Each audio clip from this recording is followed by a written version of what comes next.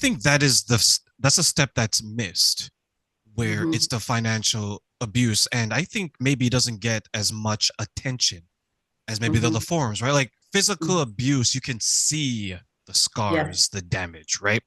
Yes. Mental abuse, you can see the maybe change in the person's behavior. You can't see the scars, but Hmm. their reaction to it may change. They may be home a lot more. They may be isolated. Their moods may change. They may be more sad, less energy. Hmm. Emotional abuse as well. Hmm. Financial abuse, I think a lot of times people don't see that is because your finances is still very private to many people, Hmm. Yes.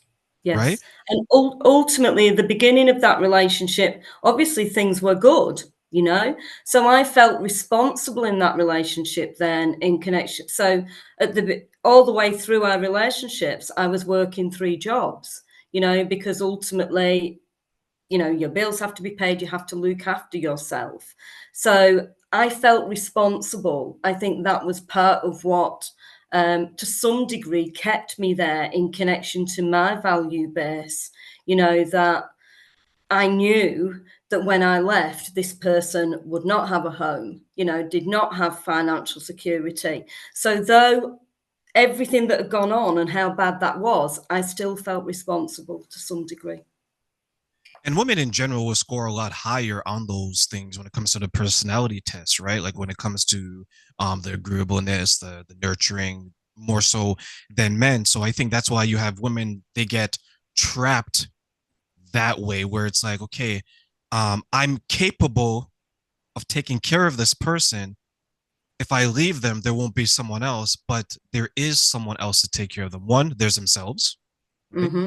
And two, the thing with abusers that a lot of people I think miss is that they're very good at finding the person to abuse. Would you Yes. agree? Yes, and from my perspective, I was already in that vulnerable place when I met this person, that I wanted that connectedness with somebody. I wanted that intimacy because I felt really vulnerable and alone in that loss ultimately. So, everything that was going on for me kind of fed into, um, you know, creating how the abuser wanted it to be. So within that 6 months period, I did move in with him. So obviously at that point, things were good. But actually, in doing that, what I did do was isolate myself from family and friends, you know. And looking back, I can recognize that now, but you don't recognize that in the beginning when things are good in that relationship. And Jude, like the mask will always fall Hmm. from the abuser, right? And I Yeah. want to one thing I want to clarify to some people is that there are the relationships, like when you're in a healthy relationship, the person does want to spend a lot of time with you, right? Hmm. Meaning that, okay, let's go do activities in public. A lot of times, what the abuser does is that they would isolate you from the outside world, Hmm. right? Where it's, Yes. okay, whatever it is that you're going to do, it has to be indoors. That is a big difference. So I don't want someone to say Hmm. that, well, Train, my Hmm. my girlfriend, she's always planning trips and we're going. I'm like, you're not being abused. She loves you. Uh-huh. Uh-huh. Right? Or the other side of that is that if you are going outside, then I'm coming with you. That you're not spending time on your own. That that time is always with that other person. Yeah, I call that like tailgating, where it's like, let's say, for example, Judy and I are in a relationship and you're saying you're going to the store. Okay, I'm coming. Yes. Let's say, oh, I'm just going to the mid box. Okay, I'll be there too. Right? It's Mm-hmm. it's like when Mm-hmm. when you do go outside, their eyes are still on you, right? Yes. Because abusers in a lot of ways are very insecure Yes. when it comes to her, right? Insecure in the Yes. way that, not that the insecure in what you're doing, the insecure is that, okay, if you two were to leave my presence, you may realize you're being abused and you may seek Mm-hmm. help or you may seek an escape, Yes. right? Yes. Exactly. Exactly. Yeah. And I think even when you're in the presence, there is a sense of who is that message of, or and when you're not in their presence, it's contacting you via text message, so you're constantly in contact with that person, whether you're with them or not. Yeah, I was in a relationship where this was many years ago. And Mhm.